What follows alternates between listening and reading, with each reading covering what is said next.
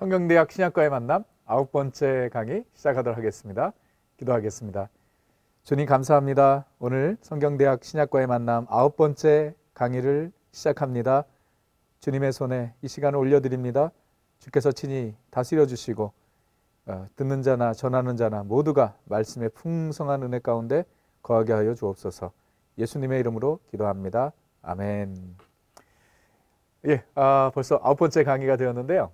우리 바울 서신 지난주에 첫 번째 말씀을 나누었고 오늘은 두 번째 바울 서신 고린도 후서, 갈라디아서, 데살로니가 전후서, 디모데 전후서, 디도서까지 우리가 함께 나누게 될 것입니다. 이 바울 서신 강의를 어떻게 해야 될까 고민을 많이 했어요. 내용이 너무 많기 때문에 지난주에 해보니까 제가 너무 그 서신의 디테일한 내용들까지 말씀해 드리면 뭐 강의가 뭐 끝도 없이 갈 것 같아요. 그래서 오늘 그리고 다음 주 우리 바울 서신 그리고 일반 서신도 마찬가지인데 제가 전체적인 그 서신의 배경을 여러분들에게 말씀을 드리고 그리고 중요한 뼈대 아웃라인을 여러분들에게 말씀을 드리면서 여러분들이 이제 스스로 말씀을 읽을 때 도움이 되도록 그런 차원에서 여러분들에게 강의를 진행을 하도록 하겠습니다. 그래서 오늘 그 지난주에 이어서 지난주 고린도 전서를 나누었는데 오늘은 고린도 후서부터 시작을 할 텐데요. 교재를 함께 여러분들이 참고하셔야 됩니다. 126페이지 고린도 후서 126페이지 교재. 먼저 제가 이 그 배경적인 설명을 좀 읽도록 하겠습니다. 기록 배경 126페이지 여러분들 오픈하셨죠?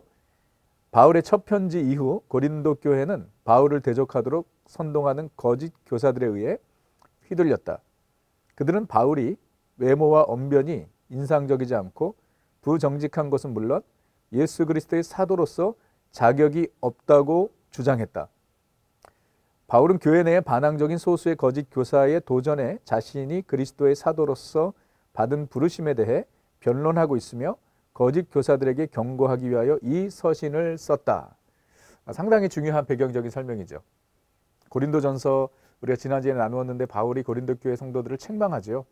대부분의 경우 그 교회 안에 있었던 여러 가지 분열, 또 은사의 남용, 또 교회 안에서 행해졌던 그런 음행, 또 성도들 간의 소송, 뭐 이런 다양한 문제들을 바울이 상당히 강한 어조로 저들에게 경고를 하고 그리고 해결을 촉구했죠. 그러고 난 다음에 고린도 교회에 지금 제가 설명드린 대로 이 바울을 반대하는 반대파들이 있었습니다. 저들이 바울의 사도직을 또 의심하고 또 바울이 가르치는 그 메시지는 사실이 아니다라는 것. 그리고 바울이 참 이 서신은 편지는 괜찮지만 직접 만나면 참 뭐 그 보잘것 없는 사람이다라는 식으로 바울을 계속해서 공격했던 것이죠. 그래서 그것을 변론하기 위해서 고린도 전서에 이어서 고린도 후서를 기록을 했다라는 것입니다. 3번 본서의 특징을 한번 보시면은요. 고린도 후서는 바울의 편지 중에 가장 자서전적 요소가 강하다. 그 이유를 아시겠죠? 고린도 교회 성도들 중에 바울의 사도직을 의심하는 사람들이 있었던 것이죠. 그리고 그가 그리스도의 종으로 부르심을 받은 것을 또 믿지 않는 자들이 있었기 때문에 바울이 자신에 대해서 어떻게 부르심을 받았고 어떻게 사도로 사역했고 또 그의 삶 가운데 어떠한 은혜가 임했는지 뭐 이런 여러 가지 설명들을 고린도 후서에서 하고 있다라는 것입니다. 이번에 사도의 고난에 대한 보도가 자주 나타나 있다. 세계의 고생담 속에 바울이 얼마나 복음을 전하면서 고생을 했는지를 고린도 후서에서 3번 기록을 하고 있고요. 개인적이면 내세적인 종말 사상이 나타나 있고요. 화해의 직분과 화해의 말씀을 전하는 그런 내용들이 고린도 후서에 담겨져 있습니다. 그래서 이 고린도 후서의 내용을 잠깐 살펴보겠습니다. 그런데 이 부분은 교재에 없는 부분이에요. 고린도 후서의 전체 아웃라인을 제가 잠깐 말씀을 드릴 텐데 여러분 괜찮으시면은 좀 그 카피를 하셔도 나중에 성경을 읽으실 때 도움이 되리라 생각이 돼요. 교재에는 너무 이렇게 간략하게 소개가 되어 있는데 제가 조금 더 필요한 내용들을 설명을 드리도록 하겠습니다. 먼저 모든 서신서들이 그렇듯이 인사말이 있고요. 그 다음에 바울이 고린도 후서에서 아시아에서 복음을 전하다가 그가 얼마나 그 고생을 했는지 얼마나 큰 어려움을 당했는지를 이제 고린도 교회 성도들에게 이야기를 해요. 1장 8절을 보면 형제들아 우리가 아시아에서 당한 환난을 너희가 모르기를 원하지 아니하노니 힘에 겹도록 심한 고난을 당하여 살 소망까지 끊어졌고 거의 죽을 징역에 이르게 됐다라는 것이죠. 본인이 복음을 전하다가 고생한 이야기를 합니다. 그러면서 바울이 이어서 고린도 교회를 고린도를 방문하려고 했던 그리고 방문하겠다고 했던 바울의 계획이 변동된 바뀐 이유를 이야기합니다. 그래서 사람들이 그 바울의 반대파들이 바울은 보라고 그 약속도 지키지 않는 사람이다 뭐 이렇게 얘기를 한 거예요. 그래서 1장 12절에서 2장 13절까지 왜 바울이 고린도로 가겠다는 그의 계획을 바꾸었는지를 이렇게 설명을 하는데 핵심 구절이 1장 23절입니다. 내가 고린도에 가지 아니한 것을 너희를 아끼려 함이라. 여기 아주 깊은 의미가 담겨져 있어요. 바울이 고린도에 가지 않은 것은 고린도 교회 성도들을 아끼려 한다. 무슨 의미일까요? 고린도 교회에 많은 문제들이 있었던 것이죠. 바울이 직접 저들을 대면해서 이야기했으면 더 강하게 저들을 책망하고 그리고 더 저들과의 컨플릭트가 있을 수 있었다는 것을 바울이 알았기 때문에 그가 고린도로 가겠다는 계획을 변경했다라는 이야기를 하고 있는 것입니다. 그러면서 2장 5절에서 11절에는 근심하게 한 자, 교회에 어려움을 끼친 자를 용서하라라는 말씀을 하십니다. 그래서 2장 7절을 보면 그런즉 너희는 차라리 그를 용서하고 그가 누굴까요? 우리가 지난주에 고린도전서에 보았는데요. 교회 내에서 있었던 여러 가지 문제들 중에 정말 충격적인 것이 근친상간이었죠. 자신의 그 계모를 범하는 그 사람을 이야기하는 것인 것 같아요. 그래서 그를 용서하고 위로할 것이니 그가 너무 많은 근심에 잠길까 두려워하노라. 고린도전서에는 상당히 강하게 이야기했죠. 근데 바울이 이제 그를 품어주라라는 식으로 이야기를 합니다. 그러면서 바울이 2장에서 6장까지 본인의 그런 사역 철학, 또 하나님의 그 부르심에 대한 이야기들을 이제 쭉 이어서 합니다. 우리는 그리스도의 향기다. 우리라고 하는 것은 바울과 그 팀이죠. 복음을 전하는 실라와 디모데. 그래서 2장 15절에 우리는 구원받는 자들에게나 망하는 자들에게나 하나님 앞에서 그리스도의 향기니. 그러니까 어디를 가든지 그리스도를 드러내는 그런 사명을 감당하고 있다고 바울이 이야기를 하고요. 그 다음에 변화된 고린도 교회 성도들이 바울의 사역의 그 증거라는 것이죠. 바울의 사역을 증명한다. 바울이 정말 사도로서 복음을 전하고 그 복음으로 역사가 일어났다는 것은 그 어떠한 증명이 필요한 것이 아니라 바로 너희들의 삶의 변화가 아니냐라고 이야기를 하는 거예요. 그래서 3장 2절에 보게 되면 너희는 우리의 편지라 우리 마음에 썼고 무사람이 알고 있는 바라 라고 이야기를 합니다. 그리고 3장에서는 바울은 새 언약의 일꾼이다. 자신이 새 언약의 일꾼이다 라고 이야기해요.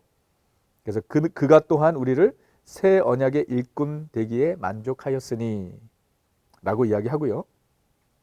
그리고 바울이 그 고린도 교회 성도들에게 오직 그리스도 예수만을 전하는 것이 그의 사역의 본질이다 라고 이야기를 합니다. 4장 5절에 우리는 우리를 전파하는 것이 아니라 오직 그리스도 예수의 주 되신 것과 또 예수를 위하여 우리가 너희의 종된 것을 전파함이라. 우리를 나타내는 것이 아니라는 거예요. 오직 그리스도를 증거하는 것이고 우리가 그리스도의 종된 것을 전하는 것이다 라고 그의 사역의 핵심을 또 전하고 있습니다. 그러면서 사역 중에 많은 어려움이 또 있었고 그럼에도 불구하고 하나님께서 자신을 그런 연약한 자신을 사용해 주셨다라는 이야기를 하는데요. 4장 7절에 우리가 이 보배를 질그릇에 가졌으니 이 보배는 복음이죠. 질그릇은 자기 자신을 얘기하는 거예요. 이는 심히 큰 능력은 하나님께 있고 우리에게 있지 아니함을 알게 하려 함이라.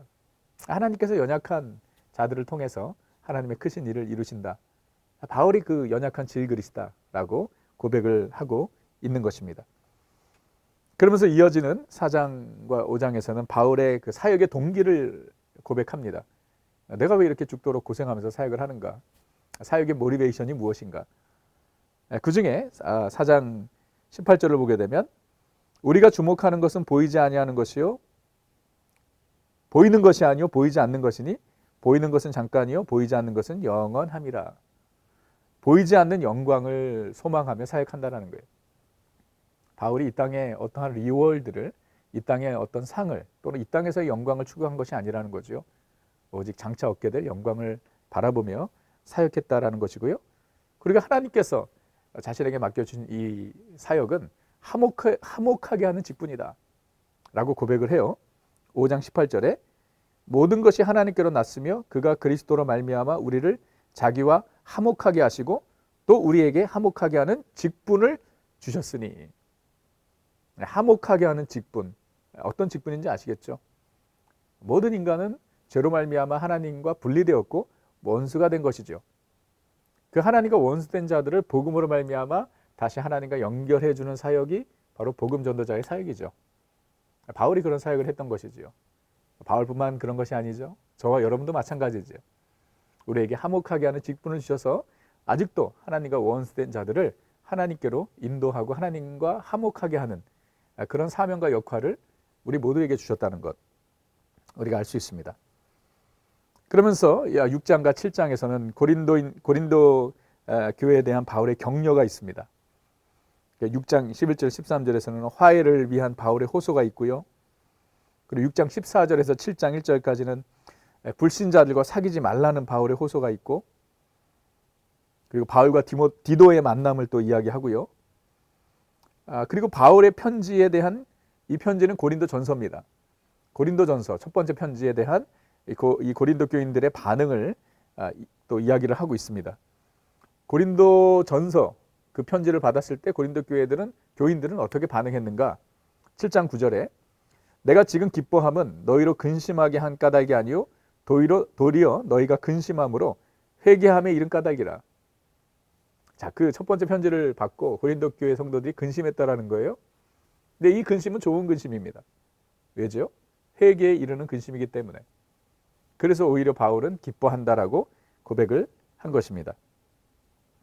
자, 그 다음에 8장에서 9장 15절까지는 이 고린도 교회 성도들이 유대에 있는 이 크리스찬 교회들을 돕기 위해서 헌금을 하는 내용을 또 이야기를 하고 있습니다. 그 당시 이제 그 바울이 고린도 전후서를 쓸 무렵에 유대의 극심한 그 기근이 찾아와서 유대 지방에 있던 믿는 자들이 큰 어려움을 겪었고 경제적인 니드가 많이 있었던 것입니다. 그래서 바울이 저들을 돕기 위해서 모금을 한 것이에요. 그러면서 이 마게도냐 교회들의 본을 이야기합니다. 그들이 얼마나 열심히 하나님께 드렸는지. 8장 3절에 내가 증언하노니 그들이 힘대로 할 뿐만 아니라 힘에 지나도록 자원하여 라고 이야기합니다. 최선을 다해서 마게도냐 교회 성도들이 헌금을 했다 라고 하면서 이제 고린도 교회 성도들에게도 그와 같은 헌신을 요구하는 거예요.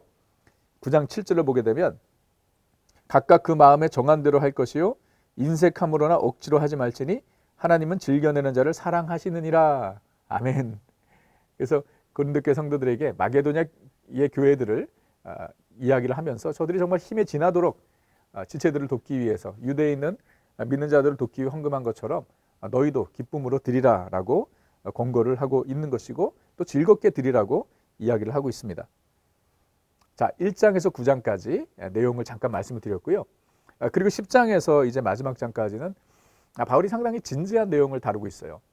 아까 제가 서론에서 말씀드린 대로 바울을 반대하는 그런 바울을 또 업신여기는 그런 거짓 교사들의 잘못된 가르침, 바울의 사도직을 부인하는, 특별히 참 그것을 변론하기 위해서 10장에서 13장까지 본인의 개인적인 그 사역의 경험, 또 부르심, 뭐 이런 것들을 이야기하는데 1장에서 9장까지는 상당히 그 부드러운 어조로 고린도 교회 성도들을 위로하고 격려하는데 10장부터 13장까지는 상당히 강하게 이야기를 합니다. 그럴 필요가 있었겠죠. 바울이 자신의 사도직을 변호해야 되는 이유는 하나님께서 그에게 주신 사명이고, 만약에 고린도 교회 성도들이 바울의 사도직을 부인한다면 그가 전한 메시지까지도 부인하게 된다는 거죠. 그렇죠? 바울이 전한 메시지가 뭐죠? 복음이죠. 그렇기 때문에 바울이 자기 자신을 나타내려고 하는 것이 아니라, 자기가 영광을 받으려고 증명하려고 하는 것이 아니라, 그가 전한 복음으로 인해서 고린도 교회가 더욱 견고하게 세워지도록 자신이 하나님께로부터 부름받은 사도라는 것을 분명히 이야기를 하고 있는 것입니다.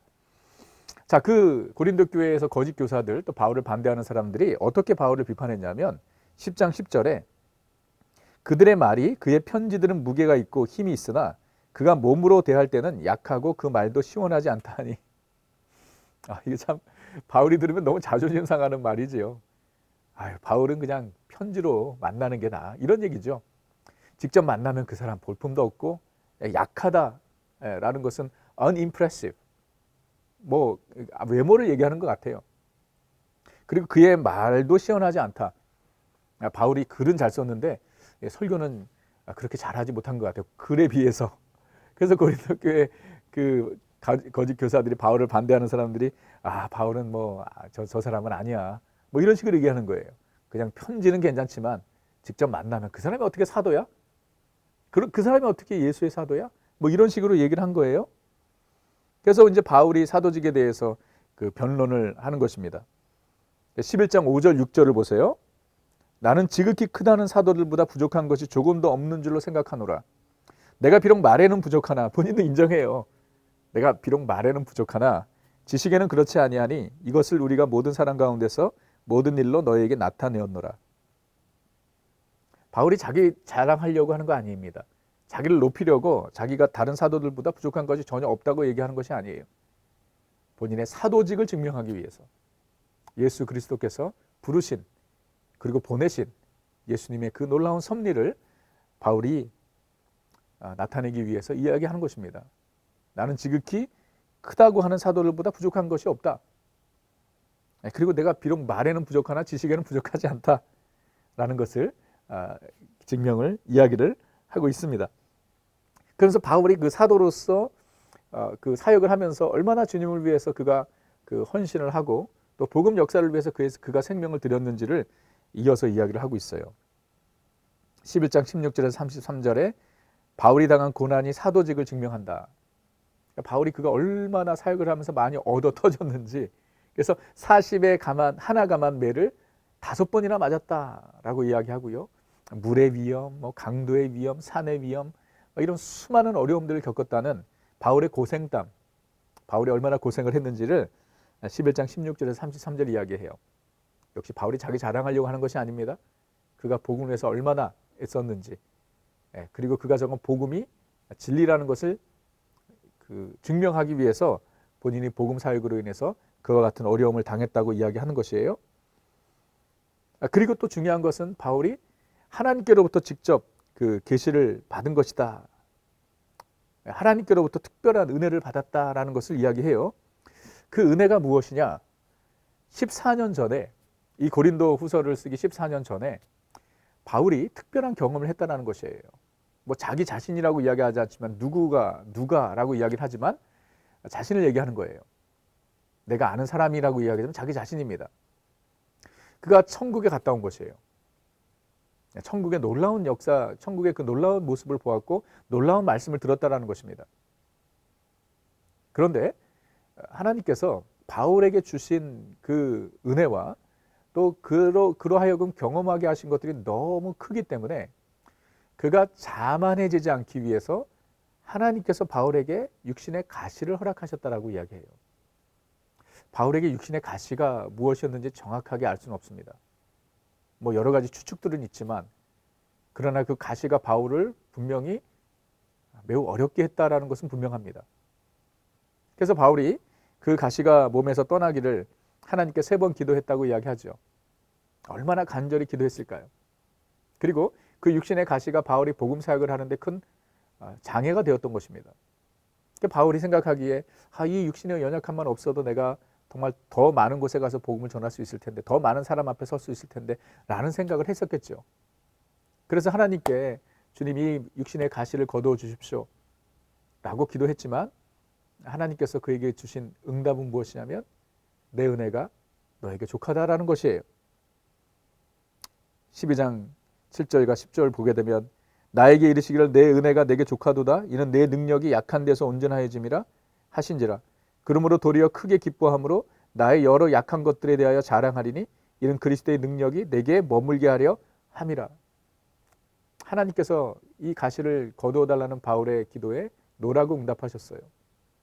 근데 바울이 그것을 깨닫게 된 것입니다. 나의 약함이 하나님의 은혜가 내게 임하는 채널이라는 것이에요.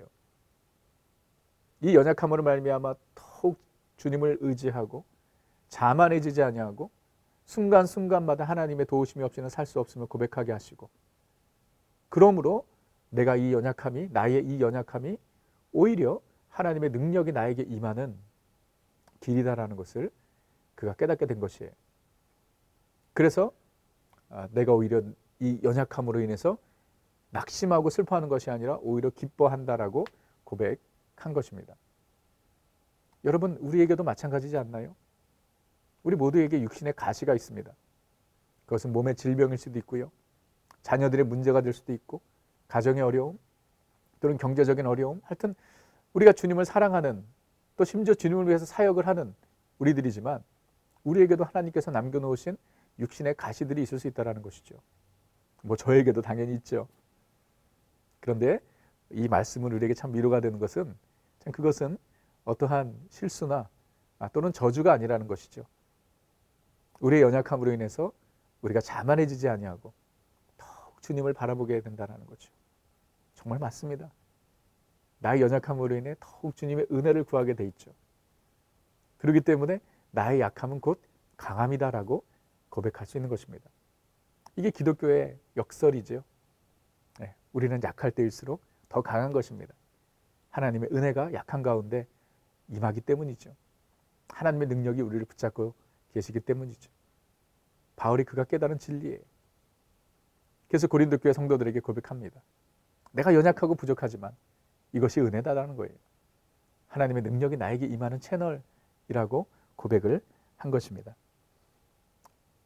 이렇게 고린도 후서의 내용을 미리 살펴보시고요. 여러분이 꼭 읽으시면서 또 참 고린도 후서 전 정말 구절 한 구절 한 구절이 너무 귀해요. 성경 모두가 그렇지만 고린도 후서에서 정말 깊이 묵상할 수 있는 말씀들이 많습니다. 여러분이 그런 마음으로 고린도 후서를 접하시면 좋겠고요. 자, 이어가겠습니다. 갈라디아서를 살펴볼 텐데요. 130페이지를 펴시면 됩니다. 교재 130페이지. 자, 서론을 제가 좀 읽겠습니다. 갈라디아서는 갈라디아의 성도들이 그리스도 안에서 누리는 자유를 율법의 속박으로 바꾸도록 했던 유대인 율법주의자들이 야기한 문제에 대해 말하고 있다. 바울은 행위를 강조하는 거짓 복음을 폐지하고 믿음을 통해 은혜로 얻는 의로움의 우월성을 논증하기 위해 이 강력한 서신서를 썼다. 갈라디아서는 그리스도인의 자유에 대한 대헌장이라고 불려왔다라고 이야기합니다. 자, 갈라디아가 어딘가? 갈라디아는 바울의 1차 전도 여행 때 복음을 전했던 지역들이, 그 지역이 갈라디아라고 우리는 알고 있습니다. 그래서 우리 1차 전도 여행, 사도행 전에 공부했을 때 우리가 공부했죠. 이고니온, 루스드라, 비스디아, 안디옥, 더베 이런 지역이 이 갈라디아 지역이고, 바울이 이 갈라디아는 한 도시를 얘기하는 것이 아닙니다. 한 지방을 얘기하는 거예요. 그러니까 그곳에 있는 교회들에게 편지를 보낸 것인데, 이 복음이 그곳에 전해지고 교회가 세워졌는데, 또 지금 서신서들을 보게 되면 거의 비슷한 문제들이 모든 교회에 일어나는데, 그것은 율법주의자들이에요. 복음으로 충분하지 않다라고 이야기하는 거예요. 복음으로 충분하지 않다. 복음만 믿어서는 안 된다. 율법을 지켜야 된다. 그 안에는 이제 할례, 그리고 또 절기를 지키는 것, 안식일, 이런 요소들이 들어가 있죠. 그러니까 이방인들이 복음으로 구원을 받았다고, 구원의 확신을 가지고 있는데 거짓 교사들이 들어와서 너희는 구원받은 것이 아니다라고 이야기하는 거예요. 자, 그 문제를 다루기 위해서 갈라디아서를 바울이 기록을 한 것입니다. 갈라디아서도 상당히 바울이 강한 메시지를 갈라디아서에서 전하고 있는 것이에요. 3번의 기록 동기를 보십시오. 갈라디아 교회는 바울이 직접 선교하여 세웠다. 그러나 바울이 떠난 후 유대주의 교사들이 들어와 바울의 사도권을 부정하고 구원의 조건으로 할례와 율법을 주장하여 교회를 혼란에 빠뜨렸다. 바울은 급히 붓을 들어 유대주의의 모순에 대한 그리스도 입장을, 복음의 입장을 강력하게 밝히고 있다. 제가 지금 설명해 드린 것입니다. 본서의 특징을 보십시오. 4번에 율법과 복음, 믿음, 문제 등 구원론이 주요 주제입니다. 구원론, 어떻게 구원을 받는가, 율법과 복음의 관계, 그런 내용들을 갈라디아서에서 잘 설명하고 있습니다. 바울의 복음직과 사도직 변호, 서두에 감사와 축복의 말이 빠져 있다. 거의 대부분의 서신서들은 감사와 축복의 말이나 기도가 들어가 있는데 갈라디아서는 직접 바울이 문제를 대합니다. 다룹니다. 그만큼 격양된 바울의 이 모습을 보게 됩니다. 반대주의자들과의 신학적인 논쟁, 복음을 위한 투쟁, 그리스도인의 자유를 강조함, 이런 내용들이 갈라디아서에 있습니다. 잠깐 내용을 살펴보면 먼저 말씀드렸지만 바울이 이 서신서를 시작하면서 처음부터 이 갈라디아 교회의 문제를 지적하고 있어요. 그게 무엇이냐? 1장 6절. 그리스도의 은혜로 너희를 부르신 이를 은혜로 부르심을 받았다라는 거지요. 이같이 속히 떠나 다른 복음을 따르는 것을 내가 이상하게 여기노라. 자, 다른 복음은 무엇이냐? 율법주의자들의 가르침이죠. 복음으로 구원을 받고 은혜로 구원을 받았는데 왜 그것을 떠나 너희가 율법주의자들을 따르느냐라고 책망을 하는 것입니다. 그러면서 이 율법주의자들의 가르침은 무엇이었냐면 바울의 그 메시지는 거짓이다. 그 하나님께로부터 온 것이 아니다. 사람에게서 온 것이다. 자기 스스로의 생각이다. 막 이런 얘기를 한 거예요. 그래서 바울이 그 1장 10절에서 24절에 자신이 하나님의 계시로 직접 이 복음의 메시지를 받았다라고 증명을 합니다. 사람에게서가 아니라 하나님께로부터 받은 것이다 라고 증명을 해요. 그래서 이제 바울의 그 사역에 대한 아주 중요한 인포메이션을 여기서 하나 전해주는데 16절과 17절을 보면 또 나보다 먼저 사도된 자들을 만나려고, 그러니까 다메섹에서 예수님을 만난 바울이 그 다음에 사도들을 만나려고 예루살렘으로 가지 아니하고 아라비아로 갔다가 다시 다메섹으로 돌아갔노라.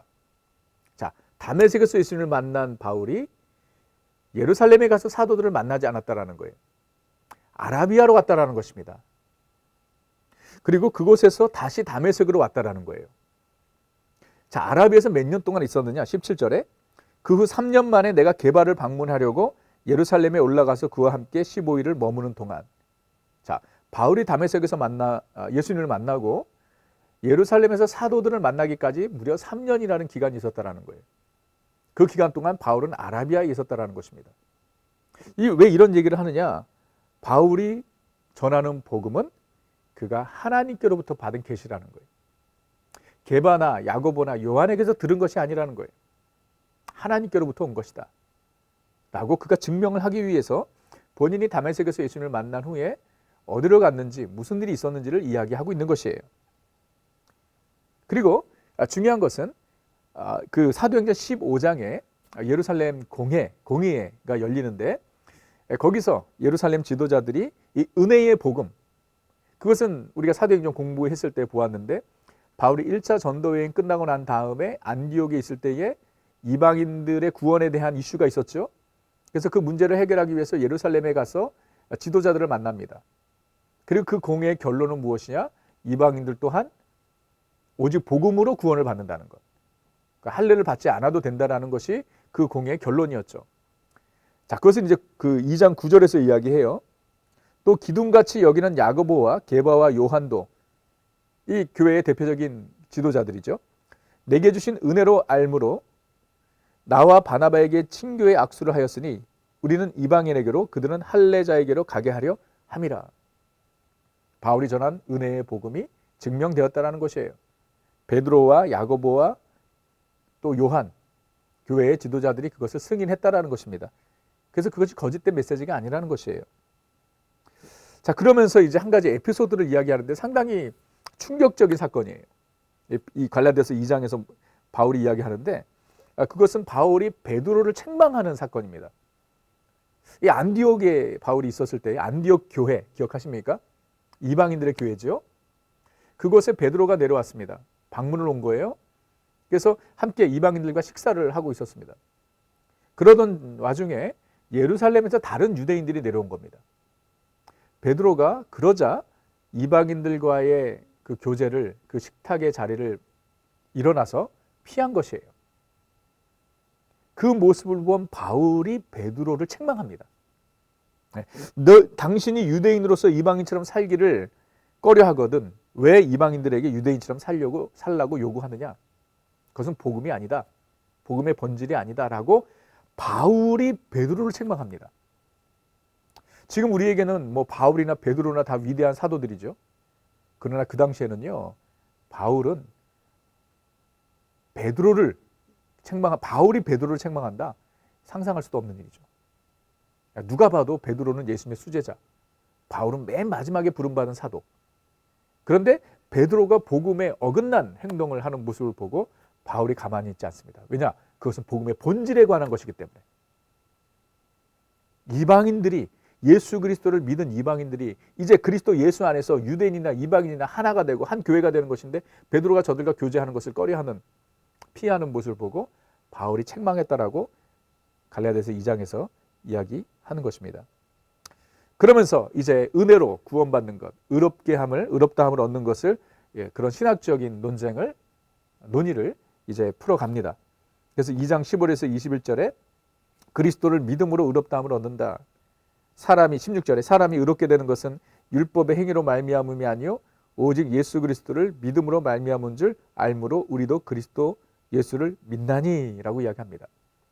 오직 은혜로, 율법의 행위가 아니라 오직 은혜로 하나님 앞에 의롭다함을 얻는다라는 것이에요.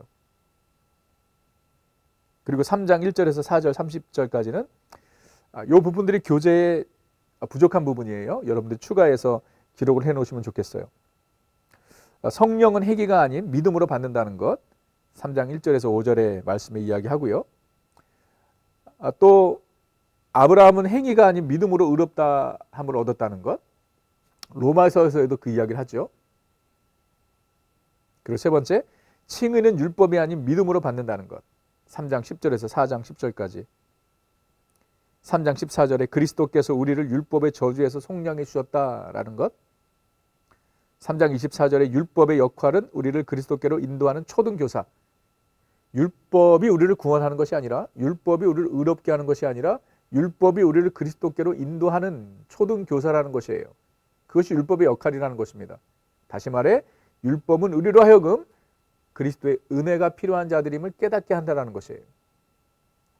율법이 우리를 의롭게 하는 것이 아니라 우리를 의롭게 하시는 그리스도께로 인도하는 것이 율법의 역할이라는 것입니다.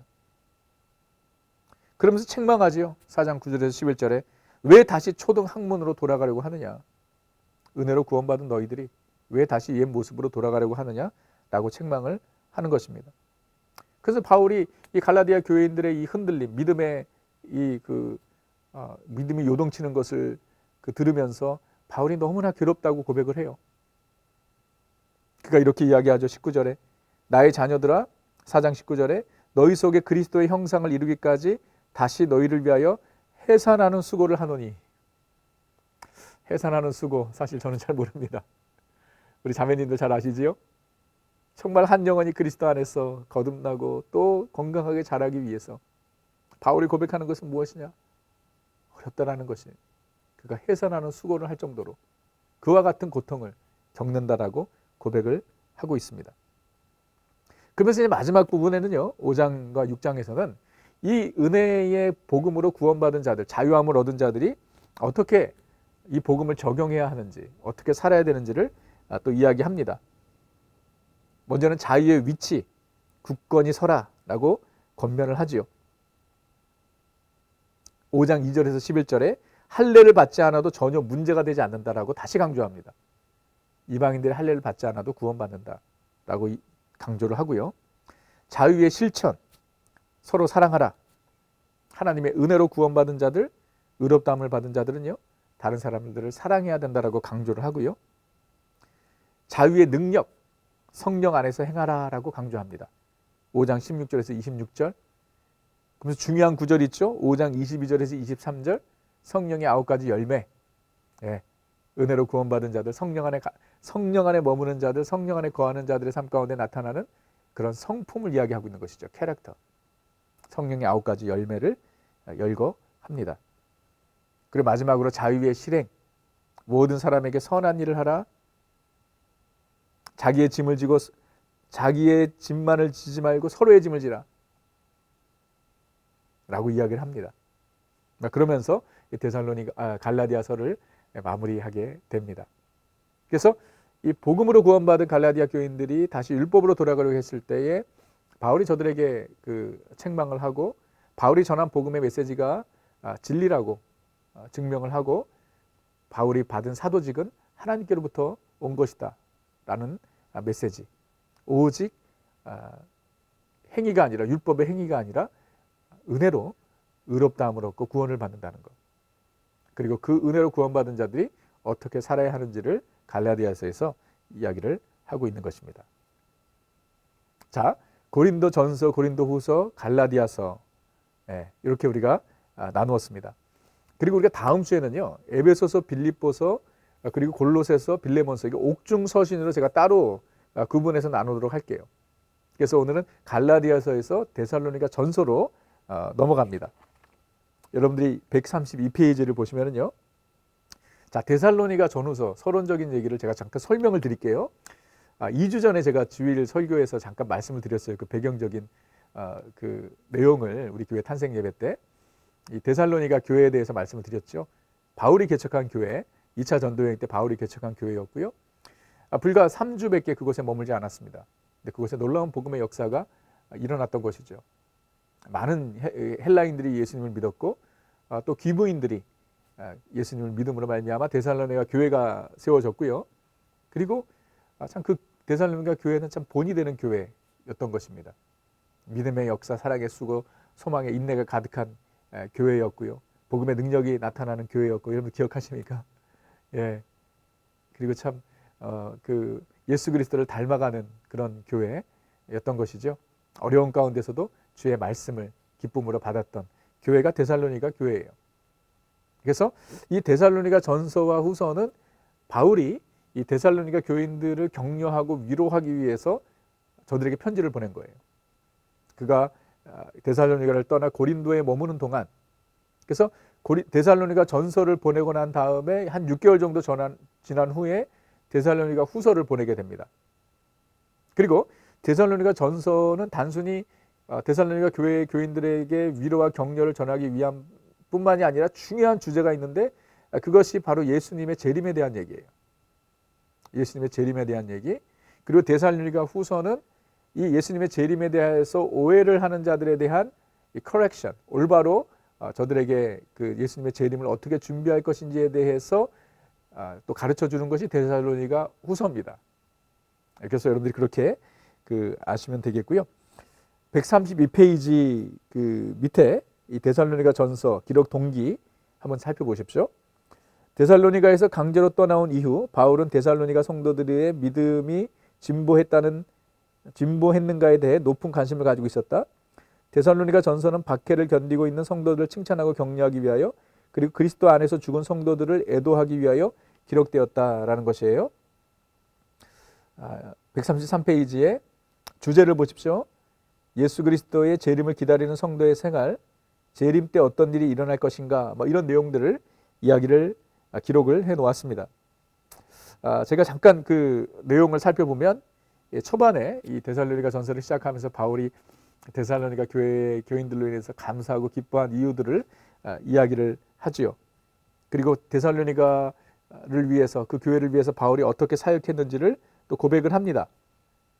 살전 2장 8절에 우리가 이같이 너희를 사모하여 하나님의 복음뿐 아니라 우리의 목숨까지도 너희에게 주기를 기뻐함은 너희가 우리의 사랑하는 자 됨이라. 바울, 우리라고 이야기하죠. 그 팀을 얘기하는 겁니다. 데살로니가의 복음을 전하기 위해, 교회를 세우기 위해 최선을 다했다라고 고백을 해요. 그리고 2장과 3장에서는 데살로니가 교회를 향한 바울의 염려, 두 가지, 유대인들로 인한 핍박, 아주 강한 핍박이 데살로니가 교회에 있었고요. 교회를 시험하는 자들로 인한 염려, 거짓 교사들, 늘 염려거리였죠. 그리고 4장에서 5장에는 하나님을 기쁘시게 하는 삶을 권하고 있습니다. 예수를 믿고 그리스도의 사람들이 되었다면 삶의 목표가 하나님을 기쁘시게 하는 삶이 되어야 된다. 그래서 성결한 생활에 대해서 강조를 하죠. 성적 순결함에 대해서 이야기를 하고요.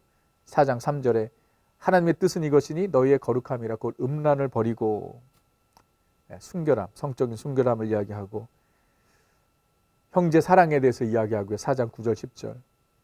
그리고 일하기를 힘쓰라고 또 권면을 합니다. 자, 그리고 4장에서 5장의 또 중요한 메시지가 바로 예수님의 재림에 대한 말씀입니다. 이 마지막 때에 죽은 자들이 어떻게 될 것인가? 아마 데살로니가 교회 성도들 가운데 그런 염려가 있었던 것 같습니다. 죽은 자들은 어떻게 되는 것인가? 그래서 4장 13절에서 18절 예수님께서 오실 때에 어떤 일이 일어날 것인지에 대해서 간략하게 설명을 했죠. 그러니까 믿는 자들이 들림을 받을 것이다. 휴거에 대해서 말씀을 하시는데 14절로 17절을 보세요. 우리가 예수께서 죽으셨다가 다시 살아나심을 믿을진데 이와 같이 예수 안에서 자는 자들도 하나님이 그와 함께 데리고 오시리라. 예수 안에서 작은 자들, 이미 죽은 자들 얘기하는 거죠. 15절에 우리가 주의 말씀으로 너에게 이것을 말하노니 주께서 강림하실 때까지 우리 살아남아있는 자도 자는 자보다 결코 앞서지 못하리라. 16절 주께서 호령과 천사장의 소리와 하나님의 나팔 소리로 치니 하늘로부터 강림하시리니 그리스도 안에서 죽은 자들이 먼저 일어나고 그 후에 우리 살아남은 자들도 그들과 함께 구름 속으로 끌려올려 공중에서 주를 영접하게 하시리니 그리하여 우리가 주와 항상 함께 있으리라 라고 말씀하십니다. 예수님께서 재림하실 때 어떤 일이 일어날 것인지를 간략하게 설명을 했죠. 죽은 자들이 먼저 일어나고 그리고 예수님 오실 때 살아있는 자들이 들림을 받을 것이다 라고 설명을 한 것입니다. 그러면서 5장 1절에서 또 5절에 형제들아 때와 시기에 관하여는 너희에게 쓸 것이 없음은 주의 날이 밤에 도둑같이 이를 줄을 너희 자신이 자세히 알기 때문이라. 주님 오실 날은 정확히 알 수 없다라는 것이죠. 그때와 그 날은 우리가 알 수 없습니다. 그러나 분명히 오신다라는 거죠. 예수님께서 사도행전 1장에 구름 타고 올라가신 것처럼 그대로 오시리라고 약속하셨죠. 언제 오실지 모릅니다. 그러나 분명한 것은 언제든지 오실 수 있다는 거예요. 도둑같이 임한다. 도둑이 예고하고 오는 거 아니라는 거죠. suddenly, 갑자기 오신다라는 거죠. 그러므로 우리 믿는 자들은 늘 깨어 있어야 하고 주님 오실 날을 기다려야 하고 종말론적인 신앙을 가져야 된다는 거죠. anytime 주님께서 우리를 부르실 수 있다는 것, 그 생각을 해야 한다는 것입니다. 이 종말론적 신앙을 가진 자들은 어떻게 살아야 하는가? 5장 6절에서 마지막 부분에 항상 깨어 있어라. 5장 6절. 피차 권면하고 서로 덕을 세우며 화목하라. 5장 11절. 약한 자들을 격려하고 붙들어주라. 5장 14절. 그 다음에 유명한 구절이죠. 항상 기뻐하라. 쉬지 말고 기도하라. 범사에 감사하라. 이게 주님 오실 날을 기다리는 자의 삶의 자세라는 거죠. 항상 기뻐하고 쉬지 말고 기도하고 범사에 감사하라. 이는 그리스도 안에서 너희를 향하신 하나님의 뜻이니라. 데살로니가 전서에서 가장 유명한 구절이죠. 자, 이렇게 데살로니가 전서를 쓰고 난 다음에 6개월 정도 후에 두 번째 편지를 보내게 됩니다. 왜 보냈을까요? 133페이지 아래를 보시면 바울이 보낸 데살로니가 전서를 통해 예수님의 재림의 중요성을 다시 한번 교훈받는 데살로니가 교인들은 주의 날이 이미 이르렀다는 일부의 잘못된 주장에 동요되어 예수님의 재림이 얼마 남지 않았기 때문에 더 이상 생계를 위해서조차 일을 하지 않으려는 사람들이 생겼다. 바울은 주님의 재림에 대한 데살로니가 교인들의 오해를 풀어주기 위해 또 다른 편지인 데살로니가 후서를 썼다. 여러분 무슨 말인지 아시겠죠? 주님이 오신다 그러니까 믿는 자들 중에 그러면 당장 오실 수 있는데 뭐하러 일을 하느냐? 이런 자신이 해야 될 일까지도 내려놓는 잘못된 이 종말론적 신앙이죠. 옛날에 우리 한국에도 그런 사람들이 있었죠. 예수님이 오신다 그래가지고 산에 올라가서 말이에요. 모든 것 다 내려놓고 그렇게 깨어 있으라는 것이 아니죠. 그렇게 예수님 말을 준비를 하는 것이 아니죠. 오늘 주님께서 오신다고 해도 우리는 우리의 삶의 현장에서 우리에게 맡겨주신 사명을 감당해야 되는 것입니다. 그 얘기를 하기 위해서 바울이 데살로니가 후서를 기록을 한 것입니다. 그래서 핵심 구절이 데살로니가 후서 3장 11절 12절 게으르지 말고 열심히 일하라 라고 강조합니다. 게으르지 말고 열심히 일하라. 네가 할 걸 해라 라는 거예요. 주님이 오늘 오신다고 해도 우리는 우리가 해야 될 일들을 감당해야 된다라는 것. 그래서 너희가 쉽게 흔들리지 말고, 당연히 우리의 신앙은 종말론적 신앙을 가지고 주님 오실 날을 기다리며 살아야 하지만, 주님이 오늘 오신다 하더라도 우리가 있는 곳에서 최선을 다하는 삶을 살아야 한다라고 바울이 이 잘못된 종말론적 신앙을 가진 데살로니가 성도들에게 다시 권면을 하고 있는 것이 데살로니가 후서다라고 이해를 하시면 되겠습니다. 자, 이제 디모데 전서, 후서, 디도서를 우리가 살펴볼 텐데요. 디모데 전서, 디모데 후서, 디도서는 목회 서신으로 우리가 묶을 수 있습니다. 왜냐? 디모데와 디도는 목회자들이었어요. 바울이 목회자인 디모데와 디도에게 목회적, 사역적 권면을 하기 위해서 보낸 편지들이에요. 자, 먼저 디모데 전서를 함께 보겠습니다. 135페이지 보시면 기록 동기를 한번 보세요. 3번의 기록 동기. 헬라인 아버지와 경건한 유대인 어머니 사이에 태어난 디모데는, 자, 디모데의 어머니는 유대인, 아버지는 헬라인.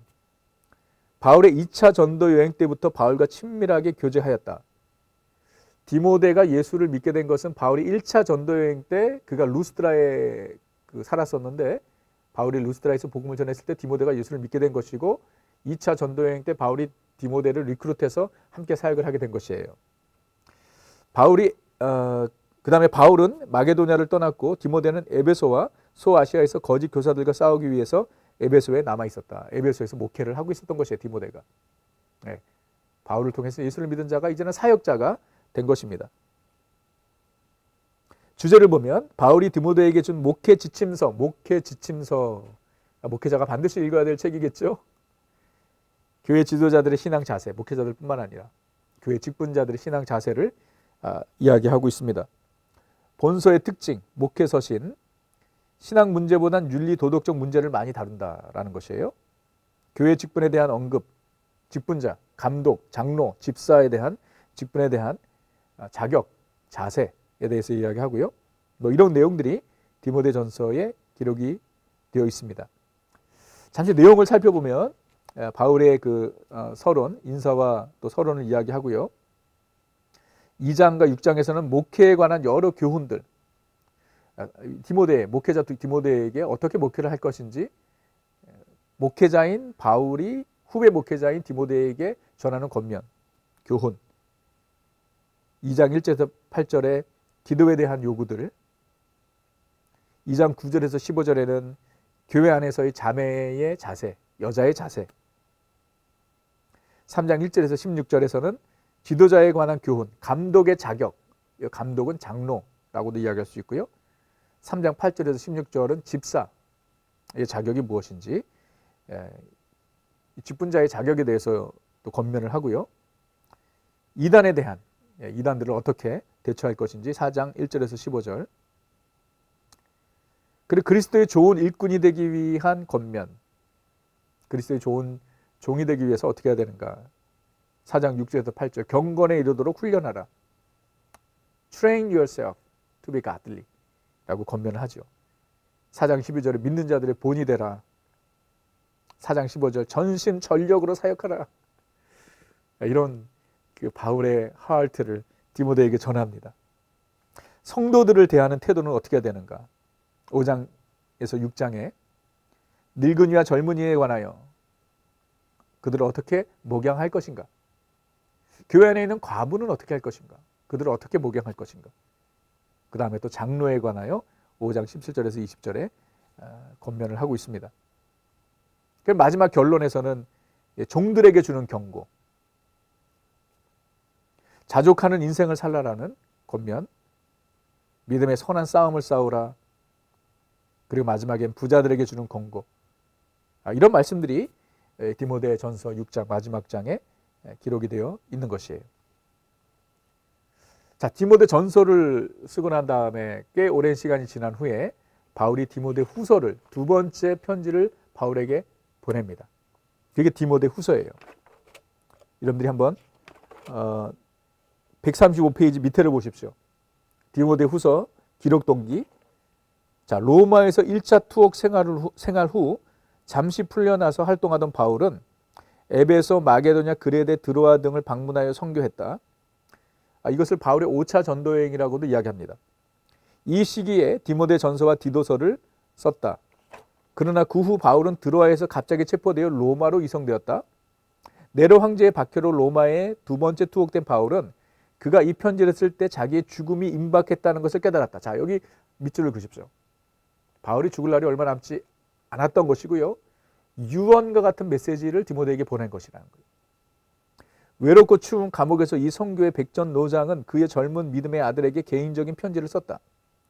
바울의 어두운 상황에도 불구하고 이 서신서는 거룩하게 부여받은 의무를 완수하면서 꿋꿋하도록 디모데를 강권하는 격려의 편지이다. 디모데 후서 전체 중심은 하나님의 말씀이 분명히 기초라는 데 있다라는 것이에요. 그래서 바울 서신들 중에 마지막으로 기록된 서신이 디모데 후서라고 우리는 알고 있습니다. 그가 이제 순교할 날이 얼마 남지 않았던 것입니다. 바울은 그것을 짐작하고 있었을 것입니다. 그래서 그가 사랑하는 믿음의 아들 디모데에게 이 마지막 편지를 보내는 것. 이 바울의 마지막 메시지라고 여러분들이 그 바울의 심정을 한번 생각해 보십시오. 정말 사랑하는 동역자, 제자, 그리고 후배, 사역자에게 바울이 남기고 싶은 마지막 메시지. 디모데 후서가 그 메시지를 담고 있다는 것입니다. 내용을 잠깐 살펴보면 바울이 문안을 하고 그 디모데에게 권면을 하지요. 1장 8절에 복음과 함께 고난을 받자. 참 귀한 말씀이죠. 복음과 함께 편하게 살자가 아니고 복음과 함께 고난을 받자. 고난받기를 즐거워하라고 권면을 합니다. 바울이 고난받는 이유, 모든 사람들이 바울을 떠났지만 끝까지 바울과 함께한 오네시보로에 대해서도 이야기를 하고요. 2장과 3장에서는 사역자로서의 자세를 또 강조합니다. 배운 것을 다른 사람들에게 가르치라. 가르치기를 게을리하지 말아라. 자기 생활에 얽매이지 말라. 주님께서 복음 사역을 위해서 부르셨기 때문에 복음 사역에 집중하라. 2장 3절에서 7절. 그리스도를 위하여 참고 인내하라. 2장 8절에서 13절. 목회자에게 가장 중요한 덕목 중에 하나죠. 인내하는 것, 참는 것. 2장 14절에서 26절. 그리스도께 인정받는 일꾼이 되라. 어떻게? 진리의 말씀을 옳게 분별하라. 말씀 사역자가 되려면 먼저 진리의 말씀을 분별해야 되는 것. 헛된 논쟁을 피하라. 2장 6절에서 21절. 청년의 정욕을 피하라. 디모데가 몇 살이었는지 정확하게 알 수 없지만 바울이 그에게 권면하는 거예요. 2장 24절 25절. 주의 종은 다투지 아니하고 모든 사람에 대하여 온유하고 가르치기를 잘하고 참으며 거역하는 자들을 온유하게 훈계한다라고 말합니다. 과연 제가 그런 종일까요? 제 자신을 돌아보게 되죠. 마지막 가르침 3장에서 4장. 말세에 대한 경고, 말씀 안에 거하라는 권면, 항상 말씀을 전하라는 권면, 고난을 받으며 전도자의 사명을 끝까지 감당하라. 그러니까 디모데후서 바울이 디모데에게 전하고 싶은 마지막 메시지는 무엇이냐면 사역자의 길에서 소명에서 흔들리지 말라는 거죠.